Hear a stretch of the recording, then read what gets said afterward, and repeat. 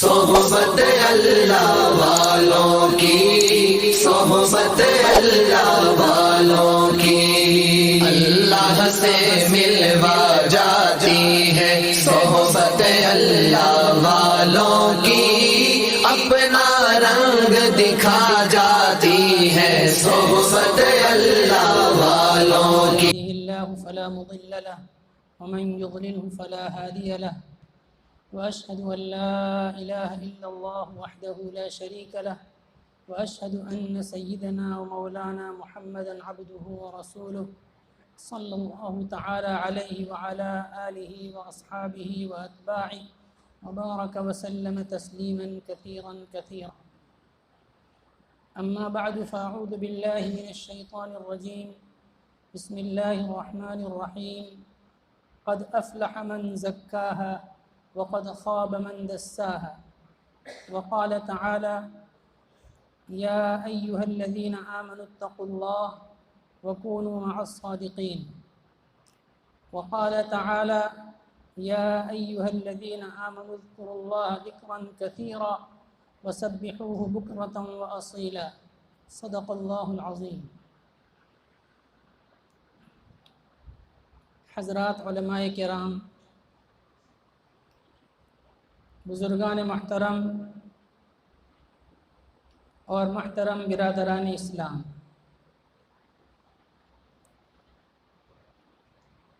ہم سب کو اللہ تبارک و تعالیٰ کا شکر ادا کرنا چاہیے کہ اس نے ہمیں محض اپنے فضل و کرم سے بلا استحقاق بلکہ خلاف استحقاق ایک بہت مبارک اور پاکیزہ مجلس میں جمع ہونے کی توفیق عطا فرمائی۔ دنیا میں مختلف عنوانات سے مجلسیں قائم ہوتی ہیں، ان کی اغراض مختلف ہوتی ہیں۔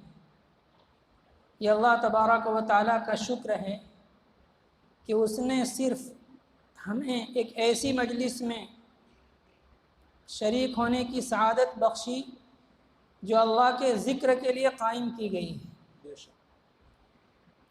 اور بخاری شریف کی روایت ہے، نبی کریم صلی اللہ علیہ وسلم فرماتے ہیں کہ جب کوئی قوم اللہ کے ذکر کے لیے جمع ہوتی ہے تو فرشتے اس کو گھیر لیتے ہیں، رحمت الہی اس کو ڈھانپ لیتی ہے، سکینہ ان پر نازل ہوتی ہے، اور اللہ تبارک و تعالی بطور فخر کے ان کا ذکر فرماتے ہیں۔ اور نہ صرف یہ کہ اس مجلس میں شریک ہونے والے بخش دیے جاتے ہیں، بلکہ ان کا جو شریک، ان کا جو ہم نشیں ہوتا ہے، اپنے کام سے، اپنی ضرورت سے ان کے پاس بیٹھنے والا بھی محروم نہیں ہوتا۔ بخاری شریف کے الفاظ ہیں: ہم الجلساء لا یشقی بہم جلیسہم۔ وہ ایسے لوگ ہیں کہ ان کے ساتھ بیٹھنے والا بھی محروم نہیں رہتا۔ اور علماء نے اس کی مثال دی ہے، جیسے کسی شخص کو گرمی محسوس ہو اور وہ اپنی گرمی دور کرنے کے لیے، راحت پانے کے لیے ایئر کنڈیشن روم میں جائے اور اے سی آن کر کے بیٹھ جائے تو اس سے اس کو راحت ملے گی، آرام ملے گا۔ اب دوسرا ایک شخص اپنے کسی کام سے اس کمرے میں آیا، ٹھنڈک حاصل کرنے کے لیے نہیں، آرام پانے کے لیے نہیں، بلکہ اپنی کسی ضرورت سے آیا، تو کیا اس کو ٹھنڈک پہنچے گی؟ نہیں پہنچے گی۔ اس کو راحت ملے گی؟ نہیں ملے گی۔ ٹھیک اسی طریقے سے ہمارا یہ جو اجتماع ہے، ذکر و سلوک کے نام کا اجتماع، اب تو زمانہ ایسا آ گیا ہے کہ سلوک کا نام بھی بہت مشکل سے سننے میں آتا ہے۔ یہ ہماری سعادت ہے کہ اس اجتماع کی جو شخصیت سرپرستی کر رہی ہے، سلوک ان کے نام کا جز بنا ہوا ہے، ان کا نام ہی ماشاءاللہ افتخار سالک ہے، اس پر آپ جتنا فخر کریں کم ہے۔ وہ پہلے سالک تھے، خود راہ خدا میں چل رہے تھے، اب تو مسلک بن گئے ہیں، خود بھی چل رہے ہیں اور لوگوں کو بھی چلا رہے ہیں۔ اب ہماری یہ بد نصیبی ہوگی کہ ہم ان کا ساتھ نہ دیں اور ہم ان کے ساتھ سلوک فی اللہ اور سلوک فی سبیل اللہ کو طے نہ کریں۔ الاسماء تنزل من السماء، نام آسمان سے اترتے ہیں۔ حضرت مولانا کے نام نے اس کی تصدیق کر دی۔ آپ ماشاءاللہ اسم با مسمہ ہیں، اور باوجود اس کے کہ حضرت بیمار ہیں، پیر میں تکلیف ہے، ہاتھ میں تکلیف ہے، مریض بھی ہیں، لیکن پھر بھی ایک سودا ہے جو ان کے سر میں سمایا ہوا ہے۔ کسی طریقے سے لوگ اللہ کا نام لینے والے ہو جائیں، کسی طرح لوگ واصل باللہ ہو جائیں۔ بندوں کو بندوں سے ملانا اس سے بڑا کوئی کام نہیں ہے۔ کسی غافل کو ذاکر بنانا یہ ایسا ہی ہے جیسے مردہ کو زندہ کرنا۔ حدیث شریف میں آتا ہے، نبی کریم صلی اللہ علیہ وسلم نے فرمایا، مثل الذاکرین فی الغافلین، مثل الذاکرین فی الغافلین کمثل الحی فی الاموات۔ غافلین میں اللہ کا ذکر کرنے والا ایسا ہے جیسے مردوں میں زندہ۔ آج عامتاً لوگوں میں غفلت چھائی ہوئی ہے، اور غفلت کو ام الامراض کہا گیا ہے۔ جتنے گناہ انسان سے صادر ہوتے ہیں، اللہ کی جتنی نافرمانیاں ہوتی ہیں، وہ صرف اور صرف غفلت کی وجہ سے ہوتی ہیں۔ اگر ہم راستہ چل رہے ہوں اور ہمارے ساتھ کوئی ہمارا بڑا ہو اور ہمیں اس کا تصور ہو کہ وہ ہمیں دیکھ رہا ہے، تو ہم گناہ کرتے ہوئے بچتے ہیں، گناہ کرتے ہوئے ڈرتے ہیں، اپنی نگاہ کی حفاظت کرتے ہیں، اپنی زبان کی حفاظت کرتے ہیں۔ یہ صرف اس ذکر کا نتیجہ ہے۔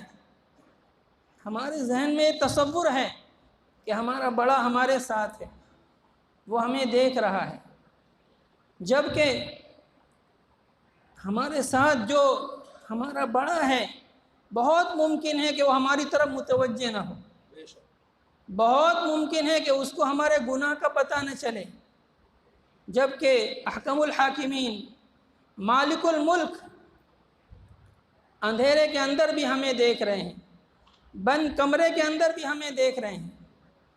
ہم جب موبائل کا استعمال کرتے ہیں تو مجمع میں صحیح استعمال کرتے ہیں، لیکن جب تنہائی میں ہوتے ہیں، بند کمرے میں ہوتے ہیں، تو ہم اس کا جیسا چاہے استعمال کر لیتے ہیں، الا ماشاء اللہ۔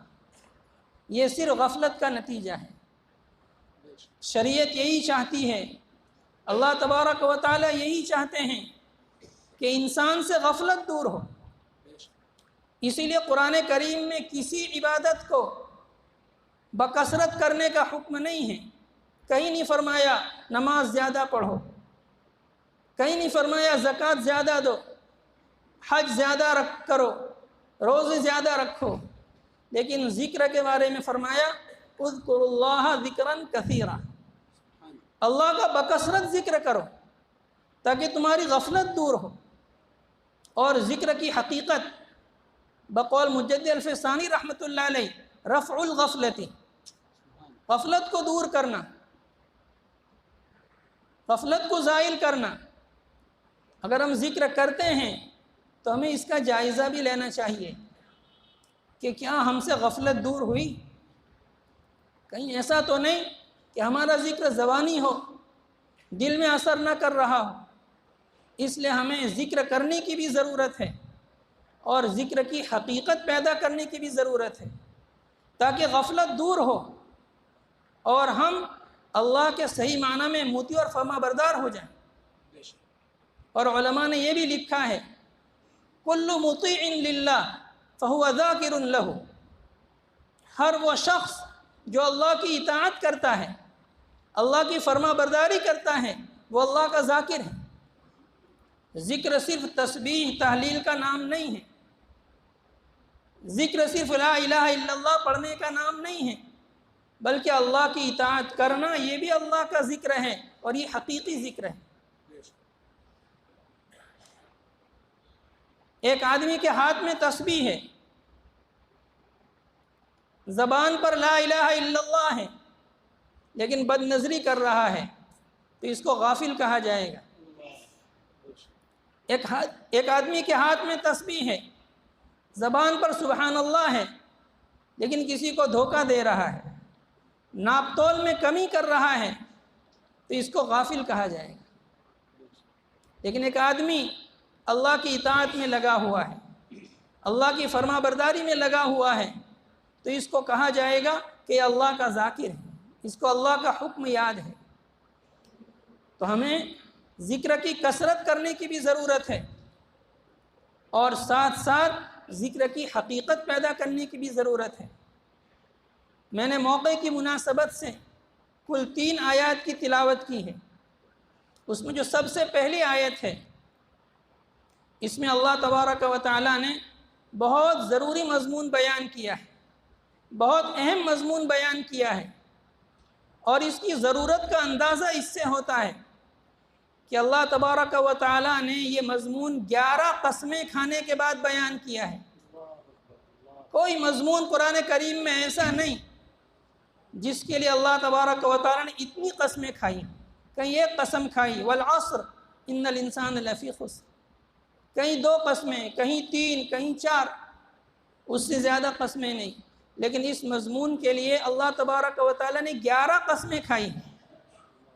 حالانکہ اللہ تبارک و تعالیٰ کو کسی مضمون کو مؤکد کرنے کے لیے اور کسی مضمون کی اہمیت بیان کرنے کے لیے قسم کھانے کی ضرورت نہیں، لیکن انسانوں کا مزاج ایسا ہے، جو بات قسم کھا کر کہی جاتی ہے لوگ اس کو اہم سمجھتے ہیں، جس بات پر بار بار قسم کھائی جاتی ہے لوگ اس کو زیادہ اہمیت دیتے ہیں۔ تو انسانوں کے مزاج کی رعایت کرتے ہوئے، انسانوں کی طبیعت کا لحاظ کرتے ہوئے اللہ تبارک و تعالیٰ نے اس مضمون کو 11 قسموں کے ساتھ بیان کیا۔ قد افلح من زکاہا وقد خاب من دساہا، تحقیق کے فلاح کو پہنچا، کامیاب ہوا وہ شخص جس نے اپنے نفس کا تزکیہ کیا، جس نے اپنے نفس کو پاک کیا۔ کس سے پاک کیا؟ ظاہری نجاستوں سے اور باطنی نجاستوں سے۔ ظاہری نجاستیں ہم سب جانتے ہیں، جیسے ظاہری نجاستیں ہیں ویسے باطنی نجاستیں بھی ہیں۔ کفر ہے، شرک ہے، نفاق ہے، ریا ہے، بخل ہے، حرص ہے، غضب ہے، غصہ ہے، حقد ہے، کینہ ہے، غل ہے، یہ سب باطنی بیماریاں ہیں۔ جیسے نماز پڑھنا فرض ہے، روزہ رکھنا فرض ہے، ایسے اپنے دل کو پاک صاف کرنا یہ بھی فرض ہے۔ اخلاص پیدا کرنا فرض ہے، ریا سے بچنا فرض ہے۔ اخلاص فرض ہے، ریا حرام ہے۔ جیسے نجات کے لیے ظاہر شریعت کی پابندی ضروری ہے، اسی طریقے سے باطن شریعت کی پابندی بھی ضروری ہے۔ جیسے نجات کے لیے ظاہری گناہوں کو چھوڑنا ضروری ہے، ویسے ہی باطنی گناہوں کو چھوڑنا بھی ضروری ہے۔ وَذَرُوا ظَاهِرَ الْإِثْمِ وَبَاطِنَهُ، تم ظاہری گناہوں کو بھی چھوڑو اور باطنی گناہوں کو بھی چھوڑو۔ آج کل ہم کسی درجے میں ظاہری گناہ کو تو چھوڑے ہوئے ہیں، لیکن باطنی گناہوں کو چھوڑنے کا جتنا اہتمام ہونا چاہیے نہیں ہے۔ اور آج جو معاشرے میں فساد ہے، آج جو اللہ کی مدد ہم سے ہٹی ہوئی ہے، ہم جو ذلیل و خوار ہو رہے ہیں، ہمارے آپس میں انتشار ہے، افتراق ہے، آپس میں لڑائیاں ہیں، جھگڑے ہیں، وہ باطنی گناہوں کی وجہ سے۔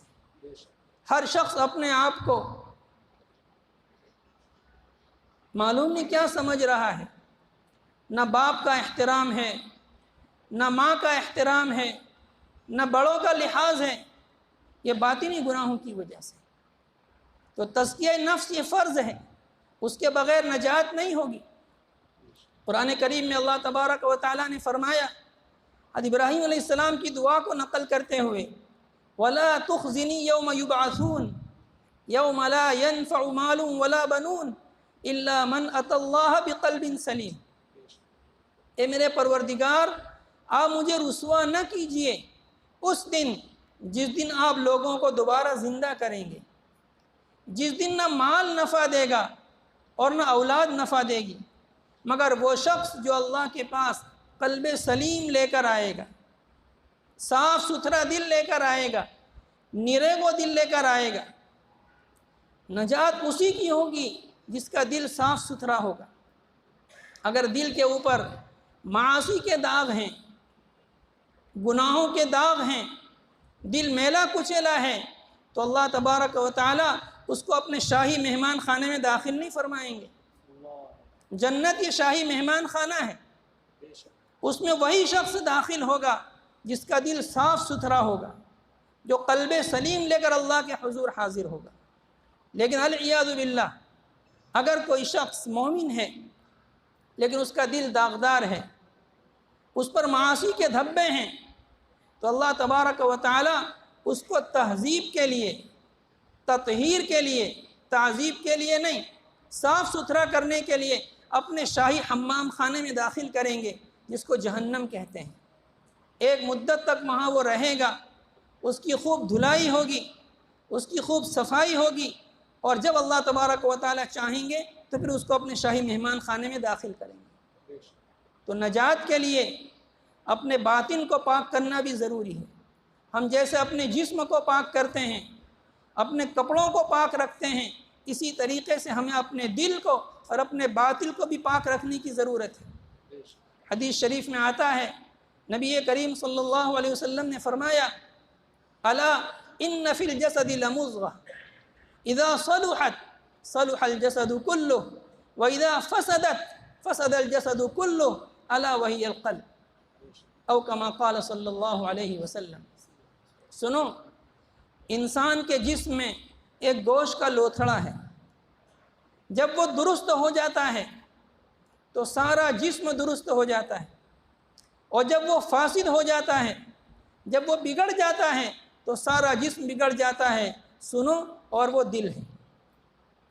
تو دل کی بڑی اہمیت ہے۔ ویسے ظاہر بدن کو درست رکھنے کے لیے بھی دل کی بڑی اہمیت ہے۔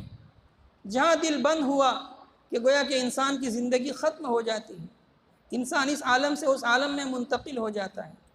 تو جیسے ایک ظاہری جسم ہے، ظاہری دل ہے، ایسے ایک باطنی دل بھی ہے، اور اسی کے اوپر اہل اللہ محنت کرتے ہیں۔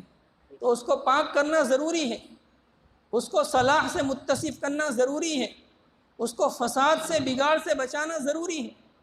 اس لیے کہ دل کی مثال بادشاہ کی ہے۔ دل یہ پورے جسم کا بادشاہ ہے۔ بادشاہ جو حکم دیتا ہے اس کے امراء وزراء وہی کام کرتے ہیں۔ اگر بادشاہ ہی بگڑا ہوا ہوگا تو ظاہر بات ہے کہ وہ اپنی رعایا کو، وہ اپنے ماتحتوں کو صحیح حکم نہیں دے سکتے۔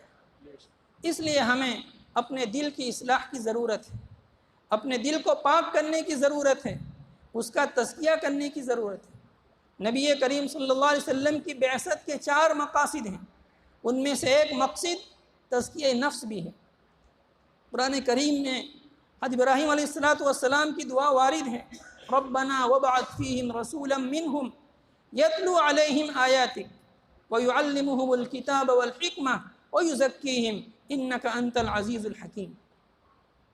اے ہمارے پروردگار، آپ ان میں ایک ایسا رسول بھیجیے جو انہی میں سے ہو، جو ان پر آپ کی آیات کی تلاوت کرے، ان کو کتاب اور حکمت سکھائے اور ان کے دلوں کا تزکیہ کرے۔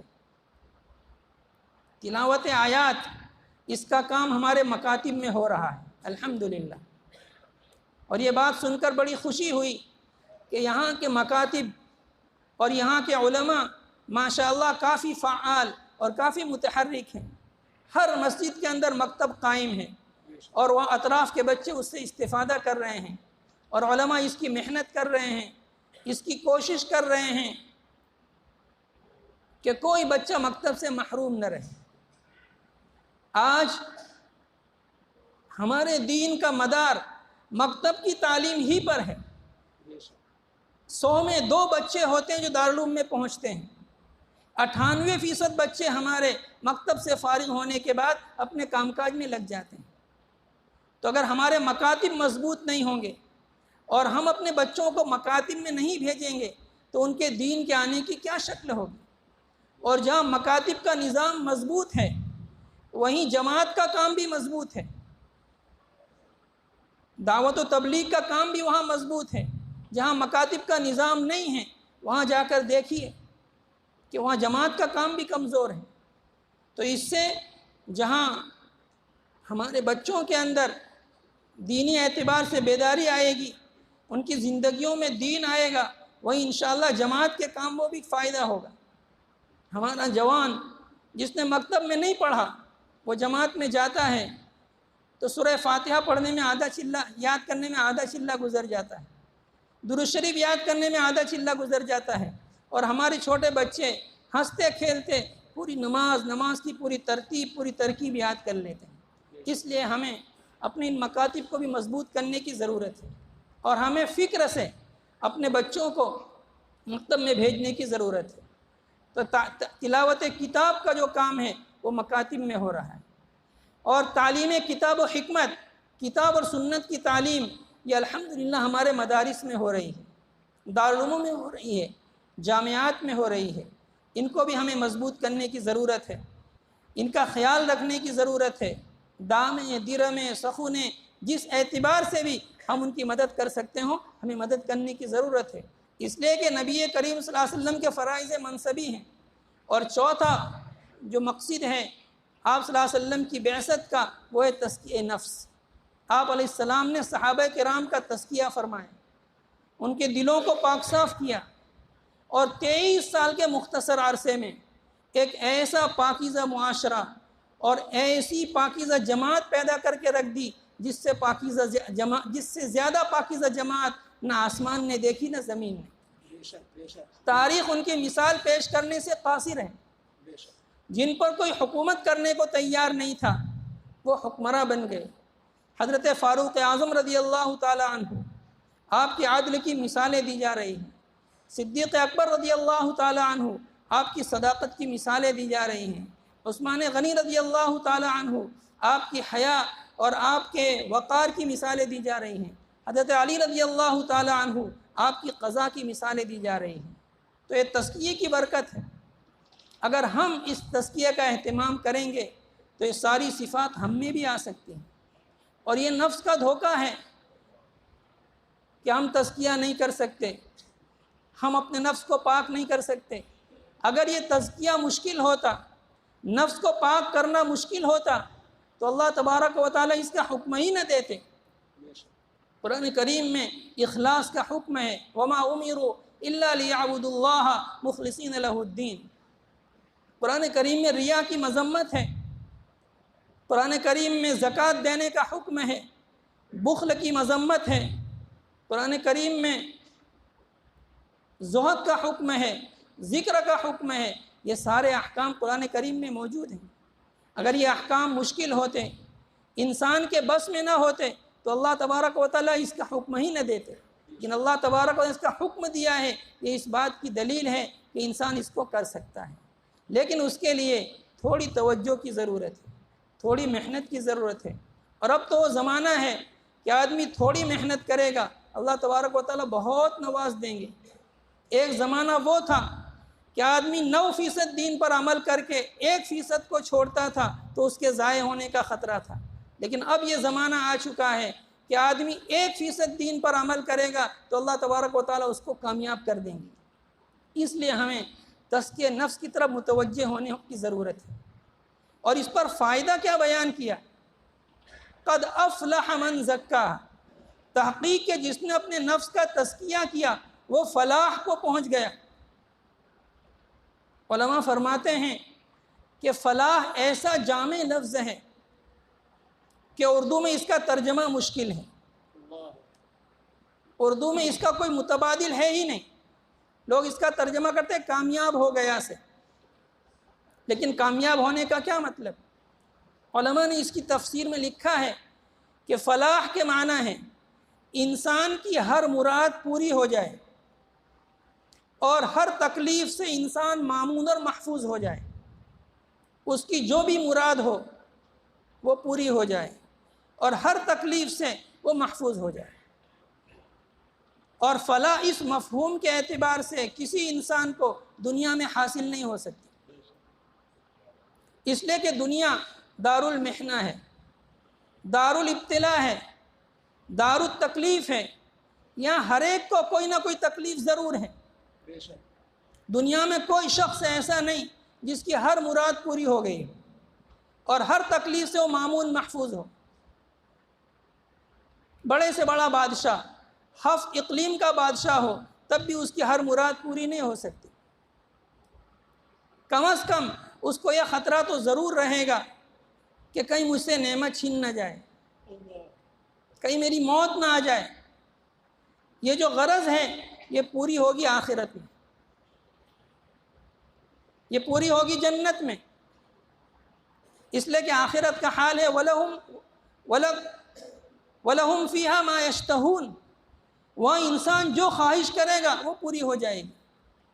بقول استاد محترم حضرت مولانا سید ابرار صاحب رحمۃ اللہ علیہ دھلیوی فرمایا کرتے تھے کہ جنت میں چھوٹی موٹی خدائی ہوگی، جنت میں چھوٹی موٹی خدائی ہوگی.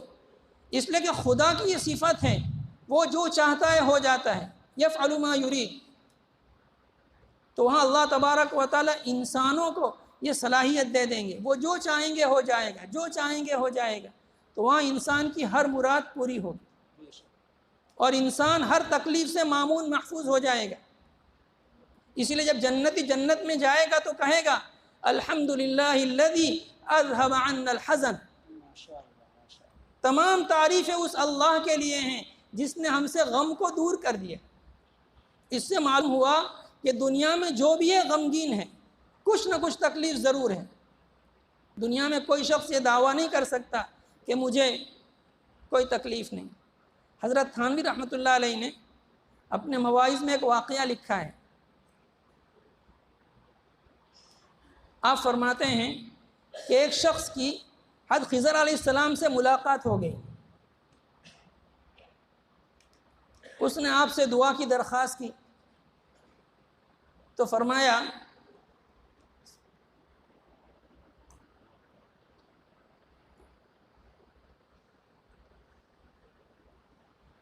جی میں کیا دعا کروں تمہارے لیے؟ تو اس نے کہا دعا کریں کہ مجھے بے فکری نصیب ہو جائے. آپ نے اس کو سمجھایا کہ دنیا دار الابتلاء ہے، دار المحنہ ہے، یہاں بے فکری نہیں ہو سکتی. لیکن یہ بات اس کی سمجھ میں نہیں آئی. اس نے کہا کہ میں بہت سے لوگوں کو دیکھتا ہوں کہ بالکل مطمئن ہیں، بے فکر ہیں. تو کہا ٹھیک ہے، میں تم کو 3 دن کی، ہفتے عشرے کی مہلت دیتا ہوں، تم تلاش کرو. اگر تمہیں کوئی ایسا آدمی مل جائے جو بالکل مطمئن و بے فکر ہو تو میں اللہ پاک سے دعا کر دوں گا کہ وہ تمہیں اس جیسا بنا دے. یہ میں دعا کر سکتا ہوں. چنانچہ اس نے تلاش کرنا شروع کیا، گھومنا شروع کیا. جس کے بارے میں معلوم ہوتا کہ بہت مطمئن ہے، اس کو ہر قسم کی سہولت حاصل ہے، تو اس کے پاس جاتا اور کہتا کہ میرا یہ واقعہ ہے، مجھے ایسے آدمی کی تلاش ہے جس کو کوئی فکر نہ ہو، بالکل مطمئن ہو. آپ بالکل مطمئن معلوم ہوتے ہیں. تو پھر اس کے بعد وہ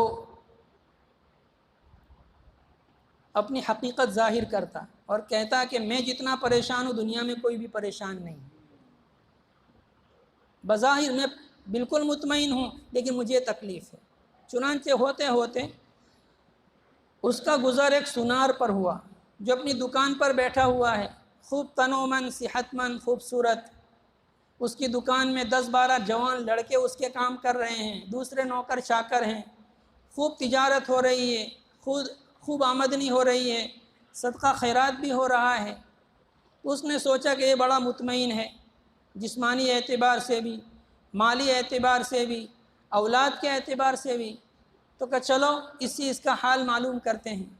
چنانچہ وہ گیا اور کہا کہ میرا یہ واقعہ ہے، مجھے ایسے آدمی کی تلاش ہے جو بالکل مطمئن بے فکر ہو، اور ایسا لگتا ہے کہ آپ بالکل مطمئن ہیں، کوئی فکر نہیں، تو میں چاہتا ہوں کہ خضر علیہ السلام سے کہوں کہ مجھے اللہ پاک آپ جیسا بنا دے۔ تو اس نے ایک ٹھنڈی آہ بھری اور کہا کہ کبھی بھی تم میرے جیسے ہونے کی تمنا نہ کرنا، میں جتنا پریشان ہوں شاید دنیا میں کوئی پریشان ہو۔ پھر اس نے اپنا واقعہ بیان کیا کہ ایک مرتبہ میری بیوی بیمار ہوئی اور اس کے زندہ رہنے کی امید نہ رہی، تو میں اس کے پاس بیٹھ کر رونے لگا۔ تو اس نے کہا کہ آپ تو خواہ روتے ہیں، آج میں مر جاؤں گی، کل آپ دوسرا نکاح کر لیں گے۔ میں نے اس کو سمجھانے کی کوشش کی کہ ایسا نہیں ہوگا، لیکن اس کو یقین نہیں آیا۔ تو اس کو یقین دلانے کے لیے میں نے اپنا عضو مخصوص کٹوا ڈالا تاکہ اس کو یقین ہو جائے۔ اب خدا کا کرنا کہ وہ صحت مند ہو گئی۔ اب اس کا مسئلہ یہ ہے کہ میں تو بیکار ہو گیا ہوں۔ اب وہ اپنی خواہش پوری کرنے کے لیے یہ ہمارے نوکر چاکروں سے تعلق قائم کرتی ہے، اور جتنے اولاد نظر آ رہی وہ سب انہی کی، میری اولاد کوئی نہیں۔ میں نہ کچھ کر سکتا ہوں نہ کچھ کہہ سکتا ہوں۔ اب بتاؤ مجھ سے زیادہ پریشان کوئی ہوگا؟ اسی طرح کا ایک واقعہ لکھا ہے کہ ایک آدمی جو عقل مند سمجھا جاتا تھا کسی جگہ بادشاہ بنایا گیا، حاکم بنایا گیا، تو اس نے دوسرے دن اعلان کیا کہ جس کی جو بھی پریشانی ہو، جو بھی تکلیف ہو، وہ ایک پرچی میں لکھ کر دے دے، اور وہ پرچی اس صندوق میں ڈال دے۔ میں رات میں ساری پرچیوں کا مطالعہ کروں گا، ساری پرچیوں کو دیکھوں گا، اور پھر دوسرے اس کا حل کروں گا۔ چنانچہ سب نے اپنی پریشانی کے پرچے لکھ لکھ کر اس لفافے میں، اس صندوق میں ڈال دیے۔ چنانچہ وہ صندوق اس نے لے لیا، دوسرے دن لوگوں کو بلایا اور کہا کہ چلو اپنی پرچی تلاش کر کے مجھے دو۔ ایک آدمی کو بلایا، اب اس نے اپنی پرچی کو تلاش کرنے کے بہانے ساری پرچیاں پڑھی، تو کسی نے کوئی تکلیف لکھی ہے، کسی نے کوئی تکلیف، کسی نے کوئی تکلیف، اور اس کے بعد اس کو اپنی پرچی نظر آئی، تو اس نے کہا کہ کیسا ہے؟ تو کہا کہ میری تکلیف تو بہت کم ہے، دوسروں کی پریشانیاں بہت زیادہ ہیں۔ ہر ایک کو یہ احساس ہوا کہ میری تکلیف تو کچھ بھی نہیں ہے، فلاں کو تو یہ تکلیف، فلاں کو یہ تکلیف، فلاں کو یہ تکلیف۔ اسی کو بعض حکماء نے کہا ہے کہ اگر اللہ تبارک و تعالی سارے مصیبت زدہ لوگوں کی مصیبتوں کو جمع کر دیں اور سارے انسانوں پر برابر تقسیم کر دیں، تو ہر شخص کو یہ احساس ہوگا کہ میری پہلی حالت اس سے بہتر تھی۔ دنیا میں لوگ اتنے پریشان ہیں۔ لقد خلقنا الانسان فی کبد، ہم نے انسان کو مشقت میں پیدا کیا ہے۔ اب جو آدمی مشقت ہی میں پیدا ہوا ہو، مشقت سے کیسے بچ سکتا ہے؟ مشقت سے بچنے کا راستہ یہی ہے کہ آدمی اللہ کے فیصلے پہ راضی ہو جائے، اور اللہ کے فیصلے پر رضا نصیب ہوگی اللہ کی اطاعت سے، اللہ کی فرما برداری سے۔ قاری طیب صاحب رحمۃ اللہ علیہ نے افلاطون کا واقعہ لکھا ہے۔ افلاطون بہت بڑا حکیم گزرا ہے۔ اس کو ایک مرتبہ یہ سوال ہوا کہ اگر آسمان کو کمان فرض کیا جائے، آسمان کی صورت کمان ہی کی طرح ہے، تو اگر آسمان کو کمان مان لیا جائے اور جو مصیبتیں انسان پر آتی ہیں ان کو تیر مان لیا جائے، اور اللہ تبارک و تعالیٰ کو تیر چلانے والا مان لیا جائے، تو ان مصیبتوں کے تیر سے بچنے کی کیا صورت؟ اس لیے کہ کوئی شخص آسمان کے احاطے سے نکل نہیں سکتا، جہاں بھی جائے گا آسمان ہے، اور کوئی شخص اللہ کے احاطے سے، اللہ کی قدرت سے بھی نہیں نکل سکتا۔ انسان دنیا کے کسی کونے پر چلا جائے اللہ کی دسترس میں ہے۔ تو اب ان مصیبتوں کے تیروں سے بچنے کی صورت کیا ہے؟ اس نے بہت سے لوگوں سے سوال کیا، لیکن کسی کی سمجھ میں اس کا جواب نہیں آیا، ہر ایک پریشان کہ آسمان کے احاطے سے کوئی نہیں نکل سکتا، اللہ کی دسترس قدرت سے کوئی نہیں نکل سکتا، مصیبتوں کے تیر سے بچنے کی کوئی شکل نہیں۔ ایک مرتبہ وہ جا رہا تھا، سامنے سے موسیٰ علیہ السلام آ رہے تھے، اور موسیٰ علیہ السلام کی پیشانی پر نبوت کا نور چمک رہا تھا۔ اس نے اپنی فراست سے سمجھ لیا کہ یہ کوئی اللہ والا ہے، ہو نہ ہو اس کے پاس میری بات کا جواب ہو۔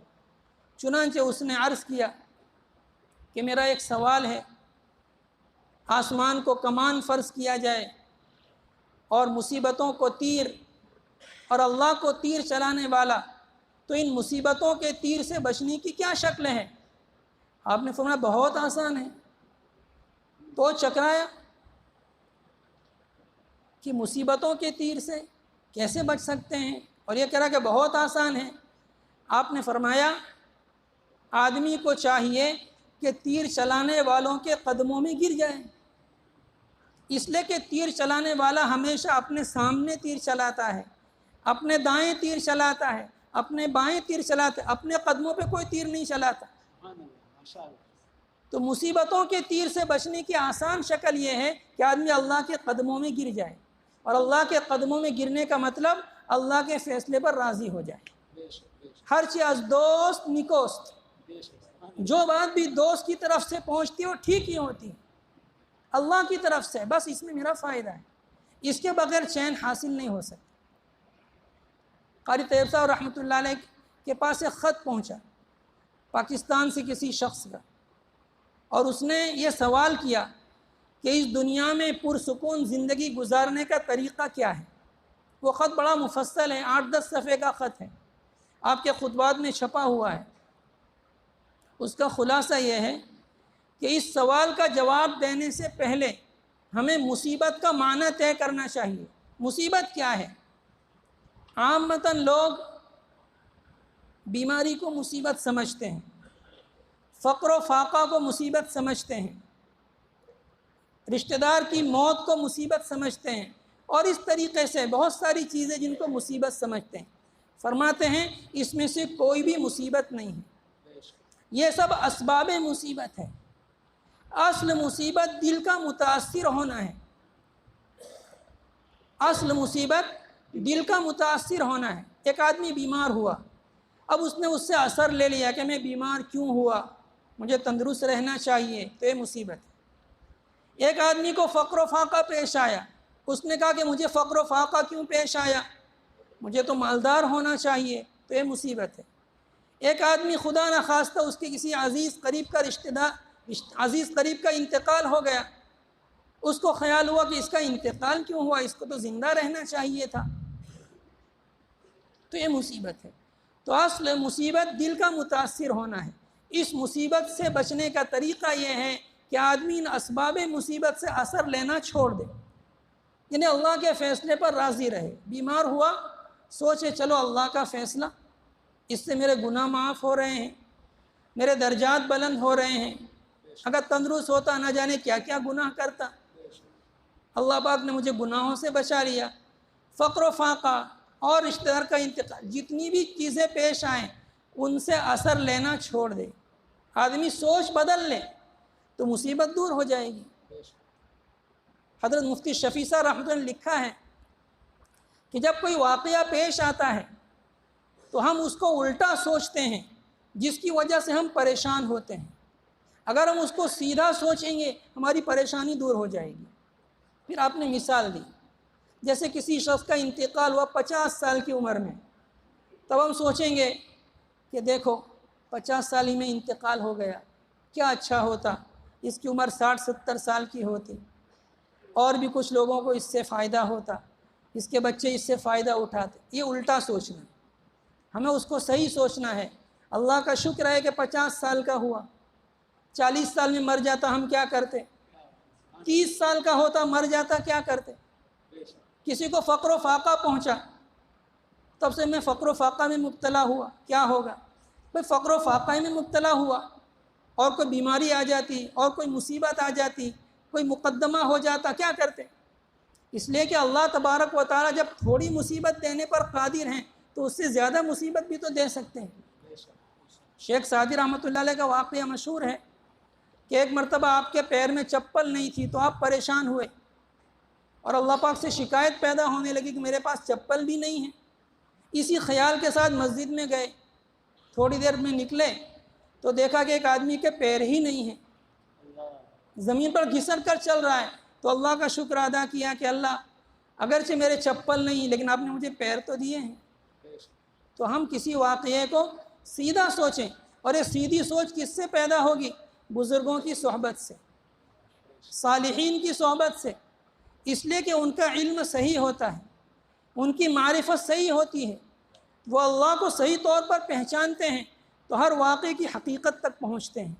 تو بغیر صحبت صالحین کے ہم اپنی سوچ کو نہیں بدل سکتے، ہم اپنے علم کو صحیح کریں۔ حضرت مولانا شاہ وصی اللہ صاحب فرمایا کرتے تھے کہ لوگ بزرگوں کے یہاں جاتے اپنے عمل کو صحیح کرنے کے لیے، حالانکہ بزرگوں کے یہاں جانا چاہیے اپنے علم کو صحیح کرنے کے لیے، اس لیے کہ عمل علم کی فرع ہے۔ اگر علم صحیح نہیں ہے تو عمل صحیح نہیں ہو سکتا۔ تو ہمیں بزرگوں کی صحبت میں رہنے کی ضرورت ہے، بزرگوں کے ساتھ تعلق پیدا کرنے کی ضرورت ہے، اور تعلق بھی شدید قسم کا، رسمی قسم کا نہیں۔ جیسا حضرت مولانا نے فرمایا آج ہمارے ساری چیزیں رسمی ہو رہی ہیں، اس میں حقیقت پیدا کرنے کی ضرورت ہے۔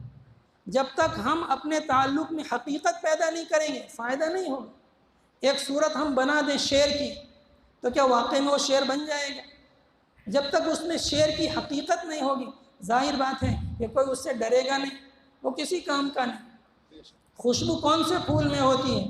رسمی پھول میں ہوتی ہے یا حقیقی پھول میں ہوتی ہے؟ تو ہمیں ہر چیز میں حقیقت پیدا کرنے کی ضرورت ہے۔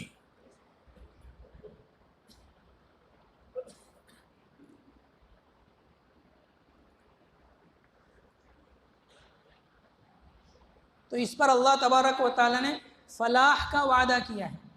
دنیا میں جتنی فلاح مقدر ہے وہ تو مل کر رہے گی ہی، اور آخرت میں مکمل فلاح ملے گی۔ اور اسی فلاح کا وعدہ اللہ تبارک و تعالیٰ نے نماز میں کیا ہے۔ حی علی الصلاح حی علی الفلاح، آؤ نماز کی طرف اور آؤ فلاح کی طرف۔ ہم اس اعلان کو دن میں 5 مرتبہ سنتے ہیں، اور جو نمازی ہیں وہ 10 مرتبہ سنتے ہیں، اس لیے کہ اقامت میں بھی یہ دہرایا جاتا ہے۔ روزانہ یہ فلاح کا وعدہ ہو رہا ہے، یہ نماز کے اوپر ہے۔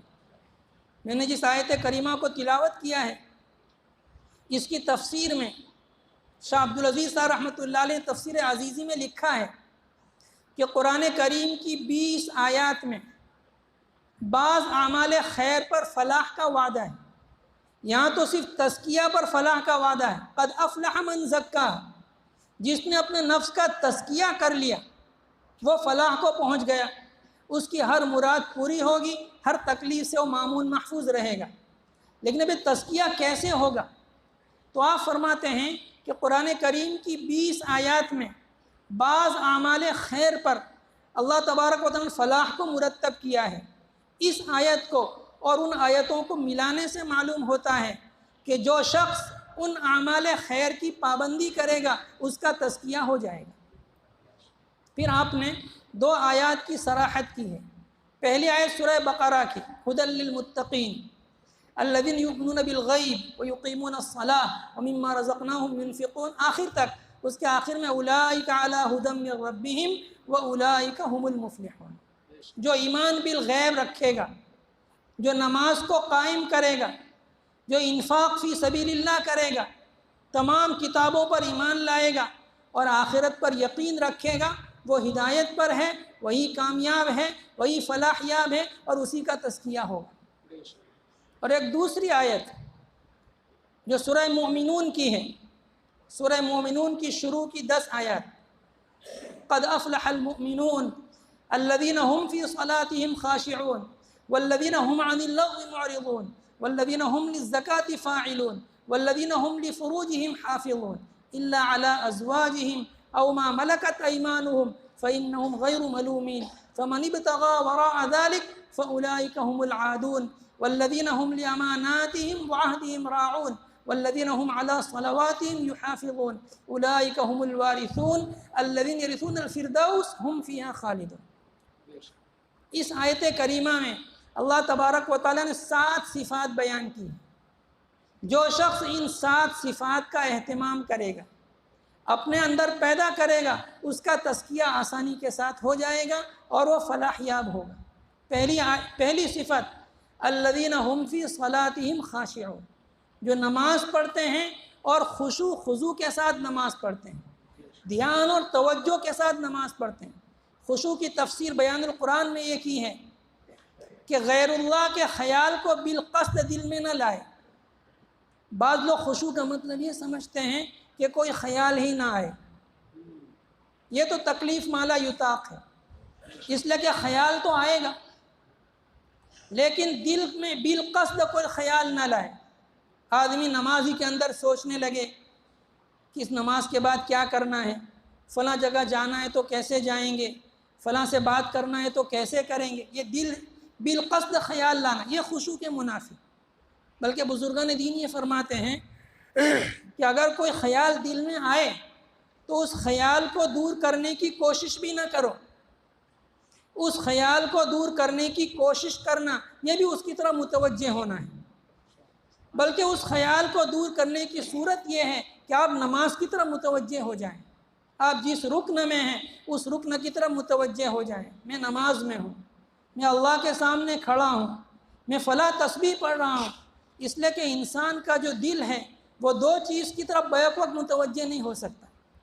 جب ہم نماز کی طرف توجہ کریں گے، نماز کے اذکار کی طرف توجہ کریں گے تو وہ خیال دل سے دفع ہو جائے. تو خشوع خضوع سے نماز پڑھنا، دھیان سے نماز پڑھنا. اسی لیے ہمارے اکابرین کے یہاں نماز کی کثرت تھی، وہ نماز بکثرت پڑھتے تھے. امام ابو حنیفہ رحمۃ اللہ علیہ میں آتا ہے کہ 40 سال تک عشاء کے وضو سے فجر کی نماز پڑھی. امام احمد بن حنبل رحمۃ اللہ علیہ اخیر زمانے میں جب کہ آپ کمزور ہو گئے تھے روزانہ 300 رکعت نفل پڑھتے تھے، اس لیے کہ نماز سراپا ذکر ہے. اللہ اکبر سے شروع ہوتی ہے، اس کے بعد ثنا پڑھی جاتی ہے جو سراپا ذکر ہے، اس کے بعد قرآن کریم کی تلاوت ہوتی ہے، سورہ فاتحہ پڑھی جاتی ہے، قرات سورت پڑھی جاتی ہے جو افضل الذکر ہے، پھر تسبیحات ہے، پھر تکبیر ہے. تو نماز سراپا ذکر ہے. ہم نماز کو جتنا دھیان سے توجہ سے پڑھیں گے اسی قدر ہمارے دل کا تزکیہ ہو. اور اس کے بعد فرمایا والذین هم عن اللغو معرضون، جو لغو کام سے بچتے ہیں، بیکار کام سے بچتے ہیں. اور لغو کا سب سے پہلا مصداق معاصی ہے، گناہ ہے. لغو کا مطلب لوگ سمجھتے ہیں بیکار بات، لیکن لغو کا سب سے پہلا مصداق گناہ ہے. اس لیے کہ جتنے گناہ ہیں وہ سب لغو ہیں، وہ سب بیکار ہیں. اس میں انسان کا دنیا کا کوئی فائدہ نہیں، آخرت کا کوئی فائدہ نہیں، اور دنیا آخرت دونوں کا نقصان. تو لغو سے بچے، تمام گناہوں سے بچے، حقوق العباد سے متعلق ہوں، حقوق اللہ سے متعلق ہو، تمام طاعات کو بجا لائیں. تو لغو سے بچے، اس سے بھی تزکیہ ہوگا. آج ہمارا کتنا وقت لا یعنی میں صرف ہو رہا ہے، آج ہمارا کتنا وقت بیکار کاموں میں صرف ہو رہا ہے. آج ہم موبائل کا کیسا استعمال کرتے ہیں ہر شخص جانتا ہے. حدیث شریف میں آتا ہے من حسن اسلام المرء ترکہ ما لا یعنی. اس انسان کے اسلام کی خوبی ہے، اس خوبی سے یہ بات کہ وہ لا یعنی کام کو چھوڑ دے. لا یعنی سے مراد وہ قول، وہ فعل، وہ چیز جس میں انسان کا دنیا کا بھی فائدہ نہ ہو اور دین کا بھی فائدہ نہ ہو. تو ہمیں لغو کو چھوڑنا پڑے گا. اگر ہم لغو میں لگے ہوئے ہیں تو ظاہر بات ہے کہ ہم بہت سارے اہم کاموں کو نہیں کر سکتے، اس لیے کہ انسان کے پاس بہت محدود وقت ہے. اگر ہمارا بہت سارا کام لغویات میں چلا جائے گا تو ہم اس کی وجہ سے بہت سے فرائض سے اور بہت سے مندوبات سے، مستحبات سے محروم ہو جائیں گے. اور تیسرا اس بیان کیا والذین هم للزکاۃ فاعلون، جو زکوٰۃ ادا کرنے والے ہیں یا جو تزکیہ کرنے والے ہیں. اس آیت کی 2 تفسیریں کی گئی ہیں. ایک اس سے مراد ہے زکوٰۃ. زکوٰۃ ادا کرنے سے انسان کے دل میں جو مال کی محبت ہے وہ ختم ہوگی، اور مال کی محبت کو ہر گناہ کی جڑ کہا گیا. حب الدنیا راس کل خطیہ، دنیا کی محبت، مال کی محبت ہر گناہ کی جڑ ہے. جب مال سے محبت ہوتی ہے تو انسان رشتہ داروں کے حقوق ادا نہیں کرتا،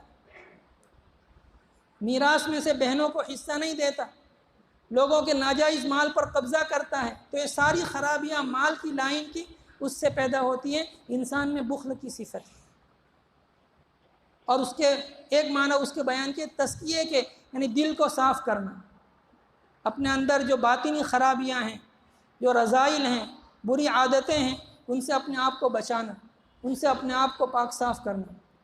اور اس کے بعد فرمایا والذین هم لفروجہم حافظون، جو اپنی شرمگاہوں کی حفاظت کرتے ہیں، اپنے آپ کو عفیف رکھتے ہیں، پاک دامن رکھتے ہیں، اپنی شہوت کو، اپنی خواہش کو اپنی بیویوں سے پورا کرتے ہیں، الا علی ازواجہم او ما ملکت ایمانہم، اپنی بیویوں سے جو شریعت کی روح سے باندھی ہیں ان سے اپنی خواہش کو پوری کرتے ہیں۔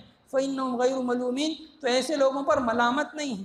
فإنہم غیر ملومین میں اس طرف اشارہ ہے کہ بیوی سے خواہش پورا کرنا کوئی مقصود نہیں ہے، بس جو اپنی خواہش کو پورا کرے گا زیادہ سے اس کو ملامت نہیں ہوگی، کوئی اس کو مقصود اصلی سمجھ لے، ایسا نہیں ہے۔ اور آگے فرمایا والذین هم لأماناتہم وعہدہم راعون، اپنی امانتوں کی اور اپنے عہد کی رعایت کرتے ہیں۔ اس میں دو صفات ذکر کی گئی، ایک امانت کو پورا کرنا، امانت میں خیانت نہ کرنا۔ امانت سے مراد ہر وہ ذمہ داری جو انسان کو سپرد کی گئی ہے، جیسے کوئی آدمی ملازم ہے تو اس کا وقت امانت ہے، اس کو جو کام سپرد کیا گیا وہ کام امانت ہے، اگر اس نے وقت میں چوری کی، اس کام میں چوری کی تو امانت کے خلاف ہوا۔ بلکہ بعضوں نے تو امانت کی تفسیر کی ہے پوری شریعت سے، پوری شریعت پر عمل کرنا، اسی لیے اس کو جمع سے تعبیر کیا ہے۔ اس لیے قرآن کریم میں ایک جگہ فرمایا انا عرضنا الامانۃ علی السماوات والارض، ہم نے شریعت کو پیش کیا تھا زمین پر، آسمان پر، تو وہ سب ڈر گئے اور انسان نے اس کو اٹھا لیا۔ تو پوری شریعت پر عمل کرنا۔ اور آگے وعہدہم راعون، اپنے عہد کی حفاظت کرتے ہیں۔ عہد کہتے ہیں اس معاہدے کو جو جانبین سے ہوتا ہے، دونوں طرف سے ہوتا ہے، یعنی وہ دھوکہ کسی کو نہیں دیتے، جو عہد و پیمان ہوتا ہے اس کو پورا کرتے ہیں، بیوی کے حقوق ادا کرتے ہیں، بچوں کے حقوق ادا کرتے ہیں، اس لیے کہ یہ بھی ایک عہد ہے۔ اور آگے فرمایا والذین هم علی صلواتہم یحافظون، جو اپنی نمازوں کی محافظت کرتے ہیں۔ یہاں صلوات سے مراد ہے 5 وقتہ نماز۔ اوپر آیا تو ہم فی صلاتہم خاشعون، وہاں صلات سے مراد جن سے صلات، نفس صلات، چاہے وہ فرض ہو، نفل ہو، واجب ہو، کسی بھی درجے ہو، مؤکدہ ہو، غیر، ہر نماز میں خوش ہو۔ اور یہاں صلوات جمع لا کر 5 نمازوں کی طرف اشارہ کیا، دن بھر کی، دن رات کی جو 5 نمازیں ہیں ان کی پابندی کرتے ہیں، یعنی ان کو ان کے وقت میں ادا کرتے ہیں۔ مفسرین لکھتے ہیں کہ اللہ تبارک و تعالیٰ نے ان 7 صفات کو نماز سے شروع کیا اور نماز پر ختم کیا، جس میں اس طرح اشارہ ہے کہ جو نماز کو خشوع خضوع کے ساتھ پڑھے گا اور نماز کو پابندی کے ساتھ ادا کرے گا اس کو باقی صفات حاصل ہو جائیں گی۔ اس لیے کہ نماز کی یہ خاصیت ہے ان الصلاۃ تنہی عن الفحشاء والمنکر، نماز فحشا سے، بے حیائی سے اور ہر بری بات سے روکتی ہے۔ اگر آج ہمیں جو برائی سے نہیں روک رہی ہماری نماز، تو اس کی وجہ یہ ہے کہ ہماری نماز میں وہ حقیقت نہیں جو مطلوب ہے۔ اگر ہماری نماز میں حقیقت پیدا ہو جائے تو وہ نماز آج بھی ہمیں گناہ سے روک سکتی ہے، بے حیائی کی باتوں سے روک سکتی ہے۔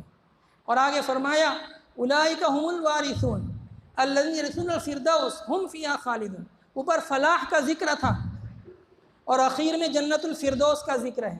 اس سے معلوم ہوا کہ فلاح جنت الفردوس میں حاصل ہو سکتی ہے، دنیا میں صلاحیت نہیں، دنیا میں اہلیت نہیں کہ یہاں فلاح کا تحقق ہو سکے۔ اس لیے ہم سب کو ان اعمال کی پابندی کرنے کی ضرورت ہے۔ اور قرآن کریم نے اور جہاں پر فلاح کا ذکر کیا ہے اس میں ایک آیت ہے وَتُوبُوا أَيُّهَا الْمُؤْمِنُونَ لَعَلَّكُمْ تُفْلِحُونَ، اے ایمان والو تم توبہ کرو تاکہ تم کامیاب ہو جاؤ۔ معلوم ہوا تزکیے کے لیے فلاح کی بھی، تزکیے کے لیے توبہ کی بھی ضرورت ہے۔ اور توبہ نام ہے 3 چیزوں کے مجموعے کا۔ آدمی کسی گناہ، جو گناہ کر چکا ہے اس پر شرمندہ ہو، پشیمان ہو، ہائے مجھ سے گناہ کیوں ہوا، اور فوری طور پر اس گناہ کو چھوڑ دے اور آئندہ اس کام کے نہ کرنے کا عزم، پختہ ارادہ کر لے۔ جب یہ 3 باتیں پائی جائیں گی توبہ کا تحقق ہو جائے گا۔ اور اگر اس گناہ کا تعلق بندے سے ہو تو اس کا حق ادا کرے، اگر مال ہے تو مال ادا کرے، اگر اس کو تکلیف پہنچائی ہے تو اس کو اپنے آپ پر قدرت دے یا اس سے معاف کرائے، تب جا کر توبہ، تو توبہ سے بھی تزکیہ ہوتا ہے۔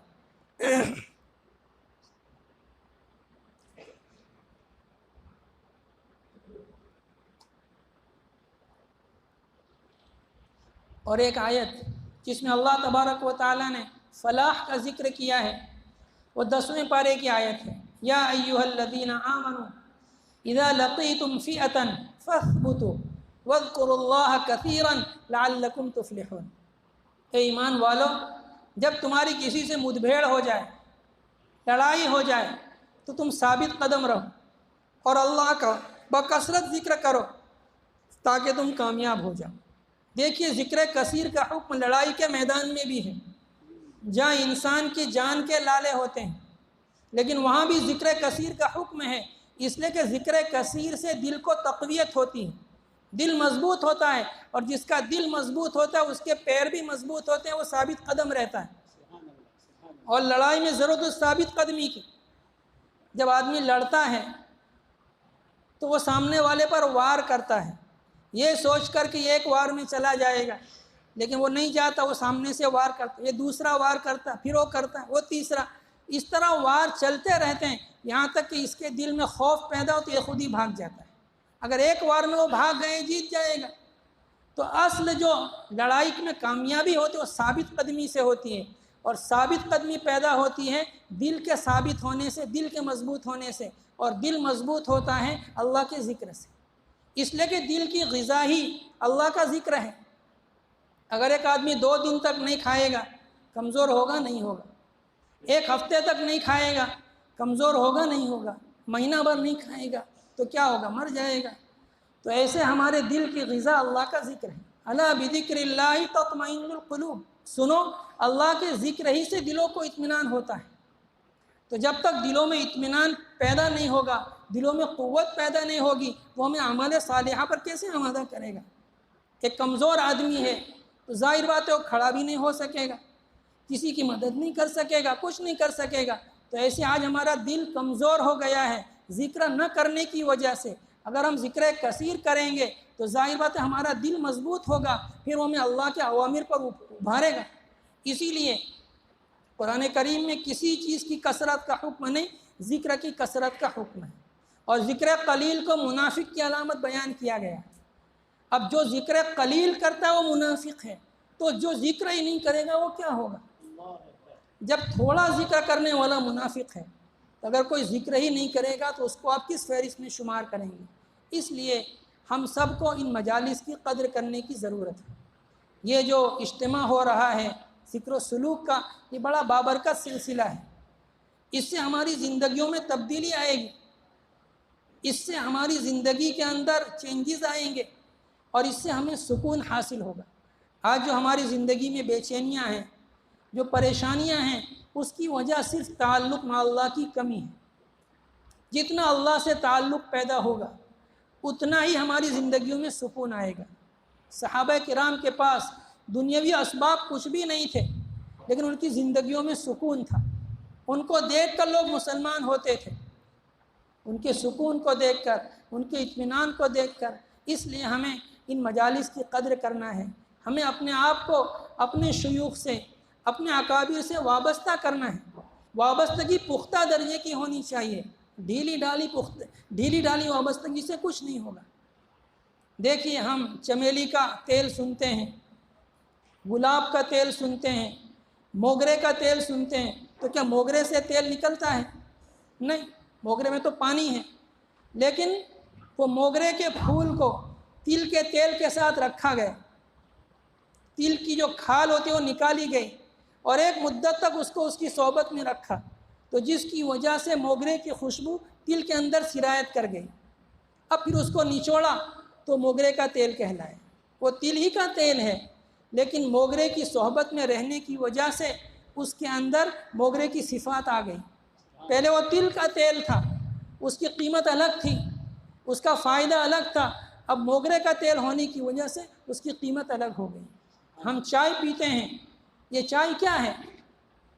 یہ پانی ہے، دودھ ہے، یہ پانی اور دودھ چائے کی پتی کی صحبت میں ایک مدت تک رہا، اس کو ابالا گیا، اس کو جوش دیا گیا، اب اس کی وجہ سے قیمت بڑھ گئی، اس کا نام بدل گیا۔ تو ایسے ہی ہم بزرگوں سے تعلق مضبوط قسم کا رکھیں، ہلکا پھلکا رسمی قسم کا تعلق یہ مفید نہیں ہو سکتا۔ اور یہ بھی کہتے ہیں کہ جب آدمی کسی کی صحبت میں جائے، کسی کی خدمت میں جائے تو اپنی نیت درست کر کے جائے۔ آج کل عامت ہماری نسبت یہ ہوتی ہے کہ ہم جائیں گے برکت حاصل ہو جائے گی، ہم جائیں گے دعا کی درخواست کریں گے، ہم جائیں گے فلاں چیز کا فائدہ ہو جائے گا، فلاں چیز کا۔ ہم جائیں اس نیت سے کہ ہماری زندگی میں دین آ جائے، ہماری زندگی میں تعلق مع اللہ آ جائے۔ اگر ہم اس نیت سے جائیں گے تو انشاءاللہ فائدہ ہوگا۔ بہرحال اللہ تبارک و تعالیٰ نے ہمیں اس بات کا موقع دیا ہے کہ ہم ان مجالس سے اور ان اجتماعات سے فائدہ اٹھائیں۔ حضرت مولانا اور ان کے رفقا قابل مبارکباد ہیں کہ وہ اس گئے گزرے دور میں، اس مادیت زدہ دور میں اتنی ساری